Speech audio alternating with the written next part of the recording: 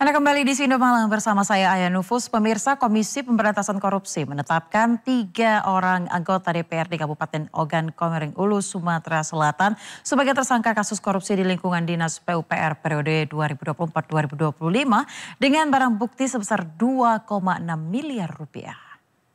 3 tersangka dari jajaran anggota DPRD Kabupaten Ogan Komering Ulu, diantaranya anggota Komisi 3 DPR Oku, Ferlan Juliansyah, Ketua Komisi 3 DPRD Oku, M. Fahrudin, dan Ketua Komisi 2 DPRD Oku, Umi Hartati. KPK juga menetapkan Kepala Dinas PUPR Nopriansyah sebagai tersangka bersama 2 orang tersangka dari pihak swasta berinisial MFZ dan ASS. Keenam tersangka diduga secara bersama-sama melakukan korupsi di lingkungan Dinas PUPR Kabupaten Ogan Komering Ulu. Dalam operasi tangkap tangan sebelumnya, penyidik menyita uang tunai sebesar 2,6 miliar rupiah.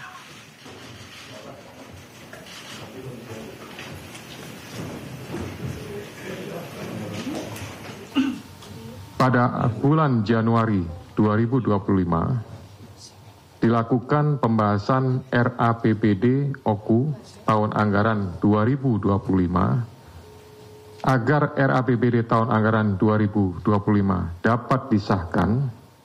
Beberapa perwakilan DPRD menemui pihak pemerintah daerah.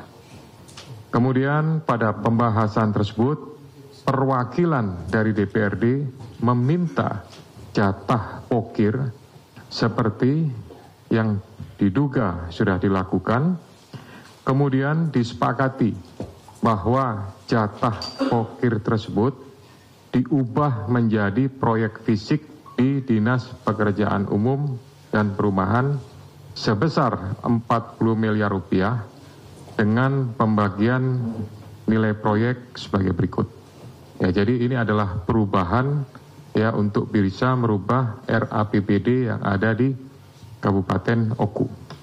Telah ditemukan bukti permulaan yang cukup terkait dugaan tindak pidana korupsi berupa penerimaan hadiah atau janji dengan pengadaan barang dan jasa di lingkungan Dinas PUPR Kabupaten Oku sampai dengan dari tahun 2024 sampai dengan tahun 2025.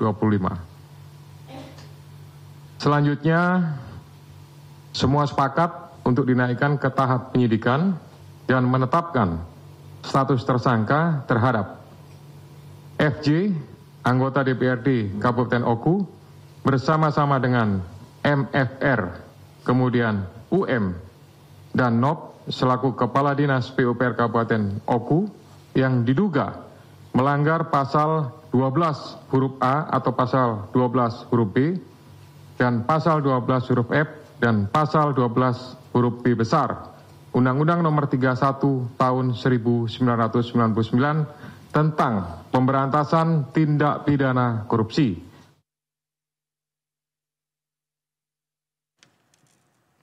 Dalam kasus lainnya, pemirsa, Komisi Pemberantasan Korupsi menetapkan 5 tersangka korupsi iklan Bank Jabar Banten atau BJB. Salah satunya di Rut BJB Yudi Renaldi. Para tersangka bersekongkol menyunat anggaran iklan 400 miliar.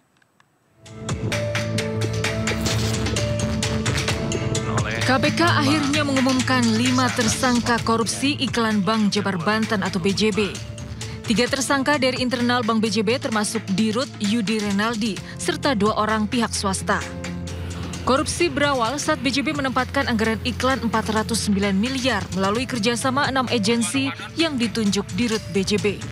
Namun ternyata realisasi iklan yang dibayarkan hanya sekitar 100 miliar rupiah.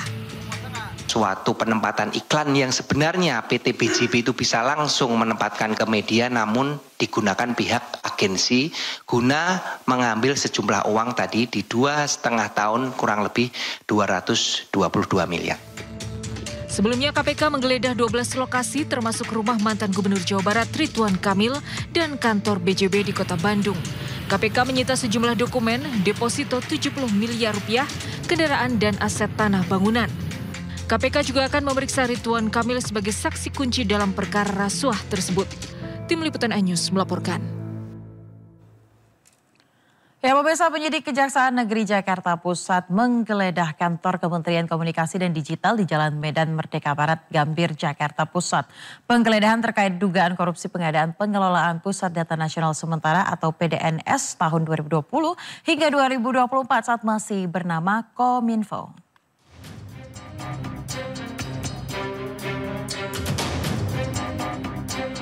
Kantor Kementerian Komunikasi dan Informatika yang kini menjadi Kementerian Komunikasi dan Digital, Komdigi, Kamis siang digeledah penyidik Kejaksaan Negeri Jakarta Pusat. Penggeledahan diduga terkait kasus tindak pidana korupsi pengadaan barang dan jasa, pengadaan pengelolaan Pusat Data Nasional Sementara atau PDNS pada Kementerian Kominfo pada tahun 2020 hingga 2024. Menurut Kepala Kejaksaan Negeri Jakarta Pusat, Safrianto Suryat Putra, pada tahun 2020, pejabat Kominfo bersama dengan perusahaan swasta diduga melakukan pengkondisian memenangkan PT AL dengan nilai kontrak mencapai 60 miliar. Meski telah menghabiskan anggaran mencapai 1 triliun rupiah, tetapi pelaksananya tak sesuai dengan Perpres nomor 95 tahun 2018 tentang sistem pemerintahan berbasis elektronik. Kominfo Digi dan beberapa tempat lainnya di Jakarta Pusat, Jakarta Selatan, Bogor, serta Tangerang Selatan terkait dengan penyidikan dugaan tindak pidana korupsi pada kegiatan pengadaan barang dan jasa, pengadaan data nasional sementara tahun 2020 sampai dengan 2024. Penyidik juga melakukan penggeledahan di sejumlah tempat lainnya di wilayah Jakarta Pusat, Jakarta Selatan, dan Bogor. Penyidik mencita beragam barang bukti mulai dari dokumen, uang tunai, pecahan rupiah dan dolar, mobil, tanah, bangunan serta barang bukti elektronik lainnya yang diduga berhubungan dengan tindak pidana korupsi AKO. Dari Jakarta Pusat, Rani Sanjaya, iNews melaporkan. Sementara itu, pemirsa, Wakil Menteri Komunikasi dan Digital RI Nezar Patria membenarkan kantor Kementerian Komdigi digeledah Kejaksaan terkait dugaan kasus korupsi proyek Pusat Data Nasional Sementara 2020-2024. Meski demikian, Nezar mengaku tidak tahu menau soal kasus tersebut meski ia sudah menjabat sebagai Wamen sejak 2023. Ya, kita serahkan aja ke proses hukum ya karena itu kan terkait dengan kasus BDNS dan itu follow up. Jadi ya kita serahkan pada proses hukum. Pak, tapi ini kan terjadinya lokusnya itu kan terjadi saat Bapak sudah menjadi Wamen di yang sebelumnya itu ya Pak ya, di kabinet sebelumnya. Nah itu apakah Bapak sebelumnya tidak pernah tahun 2020 ke 2024. Nah itu kan masih bersinggungan gitu Pak sama zaman Bapak di kabinet sebelumnya. Apakah sebelumnya Bapak tidak pernah mencium adanya ada korupsi gitu, ada nah, itu kan berkelanjutan. Nanti dilihat aja di pemeriksaan. Ya.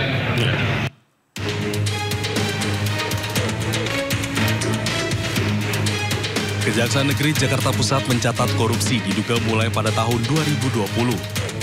Komdigi yang saat itu bernama Kominfo melakukan pengkondisian tender untuk mengangkat PT AL sebagai kontrak saat itu mencapai 60,378 miliar rupiah. Pada tahun 2021, PT AL kembali menangkan tender PDSN dengan nilai kontrak mencapai 102,671 miliar rupiah. Di tahun 2022, Kominfo kedapatan menghilangkan salah satu syarat pemenang tender. Hal ini dilakukan supaya tender dimenangkan PT AL.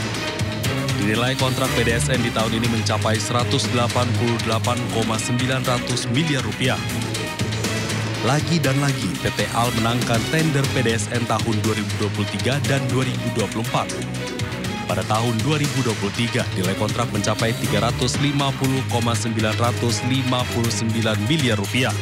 Sementara pada tahun 2024, nilai kontraknya mencapai 256,575 miliar rupiah. Sementara total anggaran pengadaan proyek PDSN mencapai 959,485 miliar rupiah. Padahal PT AL tidak mampu memenuhi persyaratan sesuai rekomendasi Badan Cyber dan Sandi Nasional. Akibatnya pada Juni 2024, serangan ransomware terjadi dan beberapa layanan tidak bisa digunakan. Tak hanya itu, serangan ini juga menyebabkan bocornya data diri penduduk Indonesia.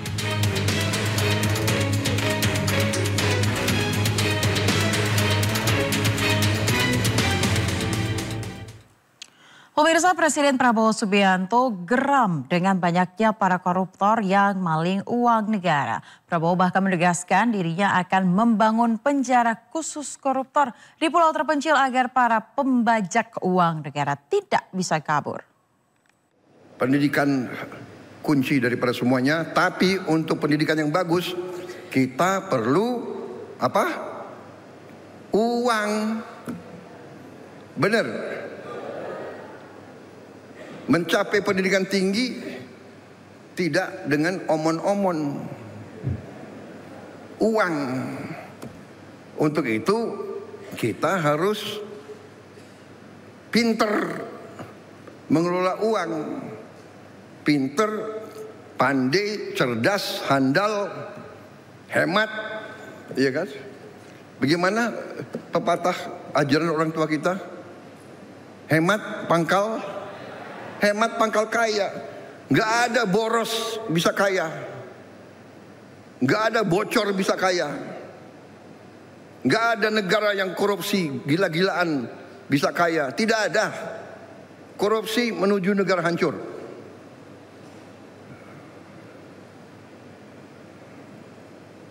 Saya tidak akan mundur menghadapi koruptor. Saya tidak akan mundur menghadapi koruptor.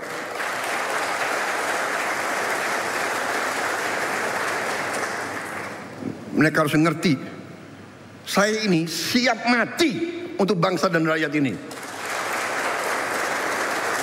Saya tidak takut. Mafia manapun saya tidak takut. Apalagi ada Kapolri sama Panglima TNI. Masa kita takut? Apalagi guru-guru akan membantu saya. Ya.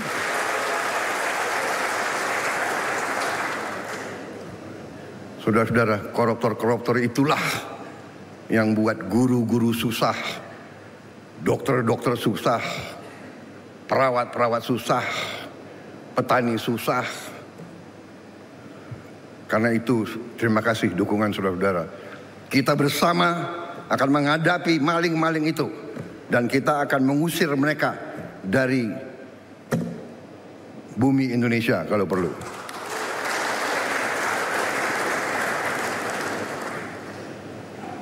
Saya nanti juga akan sisihkan dana, saya akan bikin penjara yang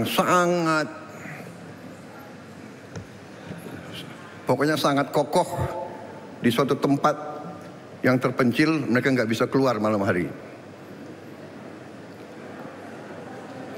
Kita akan cari pulau, kalau mereka mau keluar biar ketemu sama hiu.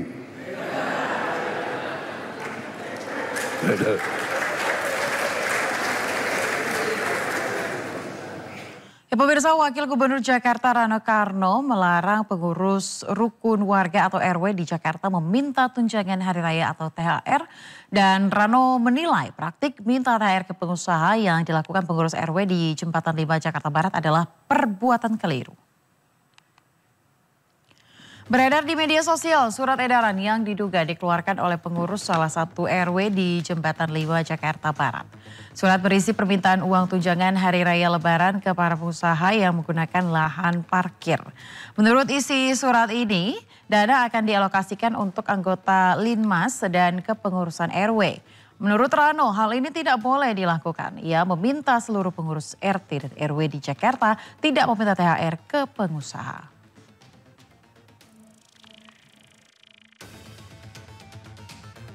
Cuman begini, kita mesti paham, maaf nih, RT, RW saya juga mengeluarkan edaran. Untuk apa? Misalnya untuk lebaran sampah.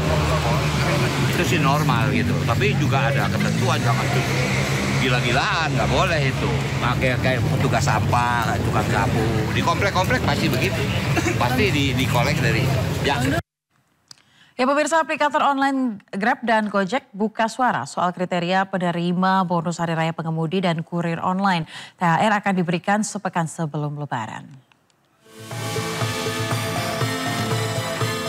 Sesuai arahan pemerintah, pengemudi dan kurir online akan mendapat tambahan pendapatan jelang Lebaran. Dalam surat edaran Menaker, besaran bonus hari raya berupa uang tunai sebesar 20% dari rata-rata pendapatan bersih bulanan selama setahun terakhir. Tapi tentu tidak semua pengemudi bisa mendapat bonus. Manajemen Grab menyatakan bonus diberikan berdasarkan kinerja pengemudi, juga disesuaikan dengan kemampuan finansial perusahaan. Kriterianya itu mempertimbangkan keaktifan dan kinerja mitra. Nah, komponennya itu ada 1, tingkat order yang diselesaikan, tingkat penyelesaian pesanan, hari dan jam online, dan rating dari pelanggan.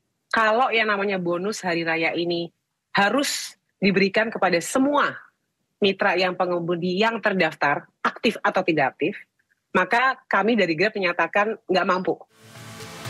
Selain Grab, manajemen Gojek juga menetapkan kriteria pengemudi yang bisa menerima bonus hari raya, yaitu mitra yang aktif menyelesaikan order, konsisten menyelesaikan trip, dan tidak melanggar tata tertib Gojek. Tim Liputan iNews melaporkan. Ya, ratusan calon pemudik dengan tujuan ke sejumlah kota di Pulau Jawa dan Sumatera sudah mulai memadati Terminal Bus Kalideres Jakarta Barat pada Minggu siang. Para calon pemudik mengaku memilih pulang kampung lebih awal demi menghindari kepadatan dan kenaikan harga tiket bus jelang Lebaran.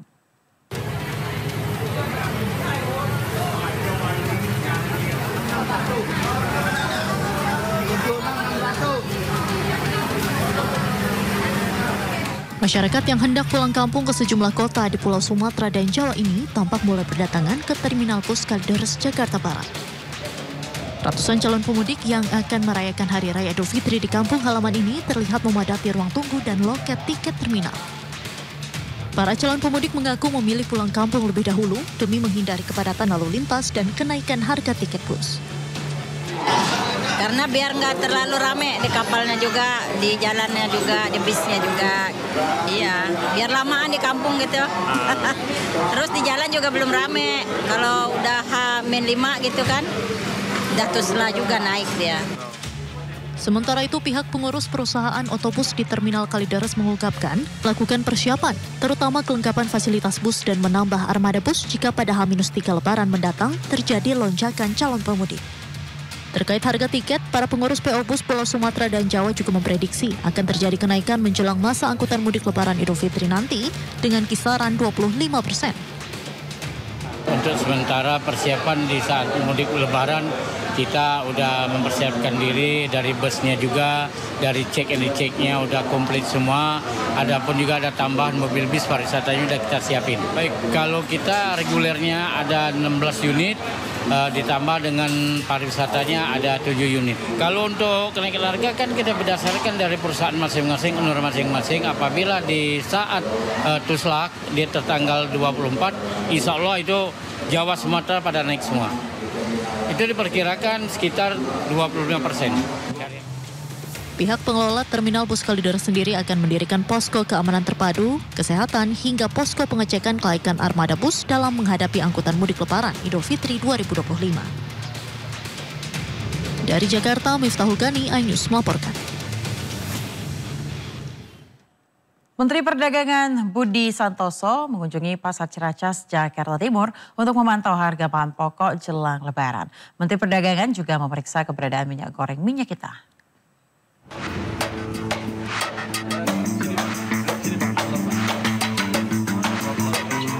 Menteri Perdagangan Budi Santoso mengunjungi Pasar Ciracas, Jakarta Timur untuk memantau harga bahan pokok jelang Lebaran.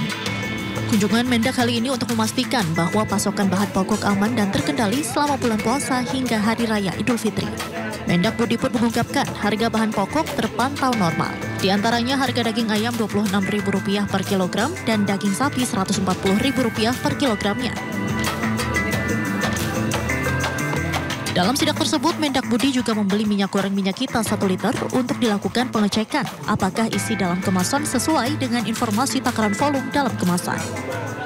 Setelah dilakukan pengukuran dengan gelas ukur, isi kemasan sesuai dengan informasi takaran.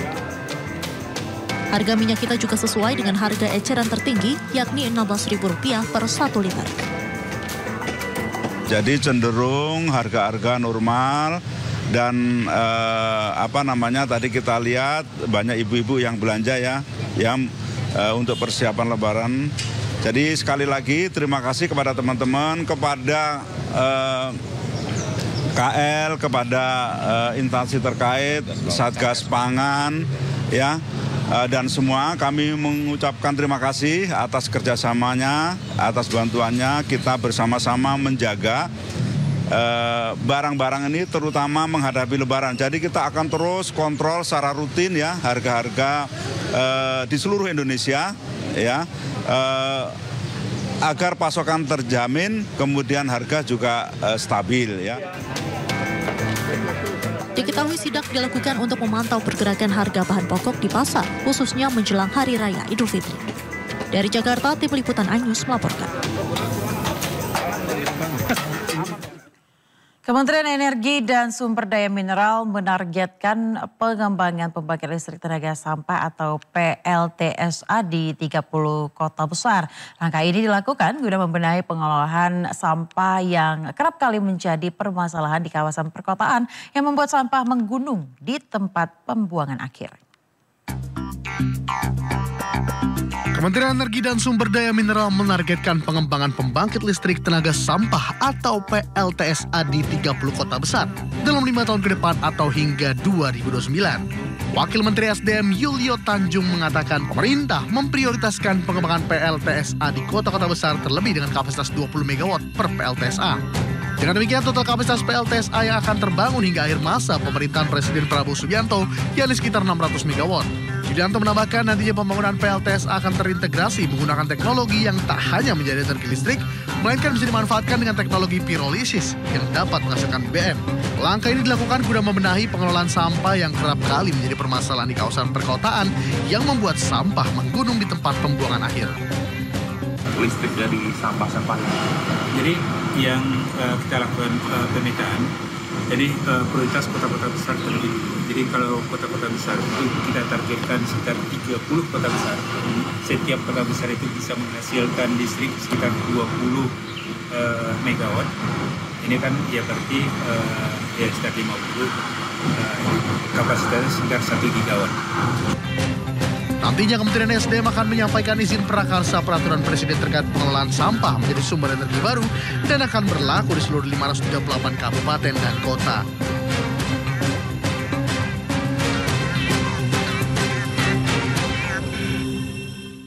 Pemirsa, inovasi dan strategis yang matang menjadi syarat mutlak korporasi dalam melakukan ekspansi secara global, termasuk perusahaan distributor bidang farmasi. Salah satu perusahaan distributor bidang farmasi, Medela Potensia, bersiap untuk memperkuat posisi sebagai salah satu pemimpin dalam industri pelayanan kesehatan berkualitas tinggi di Indonesia. Dengan pengalaman lebih dari 4 dekade membangun akses kesehatan berkualitas, Medela Potensia berencana akan menggelar penawaran umum saham perdana atau initial public offering. Dengan menawarkan 25% saham ke publik, Medela Potensia berpotensi mengumpulkan dana 805 miliar rupiah untuk mendorong inovasi bisnis dan ekspansi secara global. Fokus kita ada tiga. Nomor 1 apa? Kita harus tetap menjadi jagoan di Indonesia, no matter what. Tetapi kita juga berkeinginan untuk bisa melebarkan sayap ke ASEAN. Ini paling penting. Pemirsa, kami akan kembali dengan sejumlah informasi menarik lainnya. Tetaplah di Sindo Malam.